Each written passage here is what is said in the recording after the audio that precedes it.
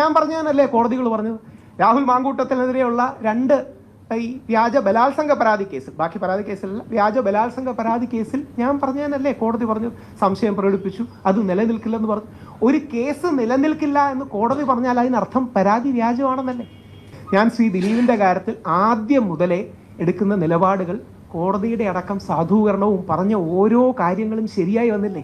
പക്ഷെ എനിക്ക് മാധ്യമങ്ങളോട് പറയാനുള്ളത്, ഞാൻ ശരിയായി എന്ന് പറയാനല്ല ഈ അവസരം ഞാൻ ഉപയോഗിക്കുന്നത്. പകരം നമ്മുടെ സമൂഹത്തിന് തെറ്റിപ്പോയി എന്നുള്ളൊരു തിരിച്ചറിവ് വേണം.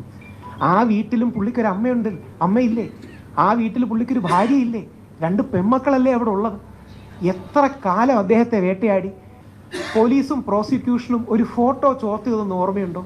പൾസർ സുനിയും ദിലീപും ഒരുമിച്ച് നിൽക്കുന്ന ഒരു ഫോട്ടോ കിട്ടി, ദൈവത്തിൻ്റെ കയ്യൊപ്പുള്ള ഫോട്ടോ എന്ന് പറഞ്ഞു. എവിടെയാ ഫോട്ടോ? ഒന്ന് ആലോചിച്ച് നോക്കുക. നടക്കുന്ന കള്ളത്തരത്തിൻ്റെ എക്സ്റ്റെൻറ്റ് ആലോചിച്ച് നോക്കുക. രാഹുൽ ഈശ്വർ കുറച്ചുകൂടെ സാധാരണക്കാരനാണ്, 16 ദിവസമേ ജയിലിൽ കിടന്നുള്ളൂ. ശ്രീ ദിലീപ് 85 ദിവസം ജയിലിൽ കിടന്നു. ശ്രീ പൾസർ സുനിയും ദിലീപും ഒരുമിച്ച് നിൽക്കുന്നൊരു ഫോട്ടോ ഞങ്ങൾക്ക് ലഭിച്ചു. ഏത് കോടതിയും ജാമ്യം നിഷേധിക്കില്ലേ? ആ ഫോട്ടോ എന്തായിരുന്നു? ഫോട്ടോഷോപ്പായിരുന്നു. പോലീസുകാർ ഫോട്ടോഷോപ്പ് ചെയ്ത് തുടങ്ങിയാൽ എവിടെ ഈ രാജ്യം ചെന്ന് നിൽക്കും?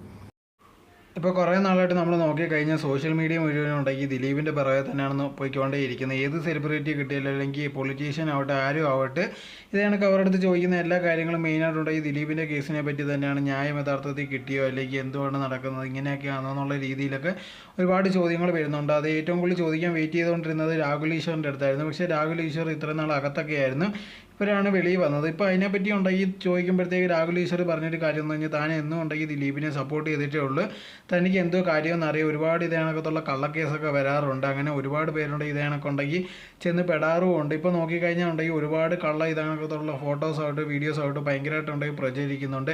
ആദ്യമേ തന്നെ ദിലീപിൻ്റെ ഒരുപാട് കള്ള ഫോട്ടോസൊക്കെ വരുന്നുണ്ടായിരുന്നു ഇതേ കണക്ക് പൾസർ സുനിയായിട്ടുള്ളത്. അതിപ്പം മോർഫ് ചെയ്തതാണെന്നുള്ളത് കണ്ടുപിടിച്ചു. ഇത് കണക്കത്തുള്ള ഒരുപാട് കേസുകൾ ഇങ്ങനെ വന്നിട്ടുണ്ടെന്നാണ് ഇതേ കണക്ക് രാഹുൽ ഈശ്വർ പറയുന്നത്.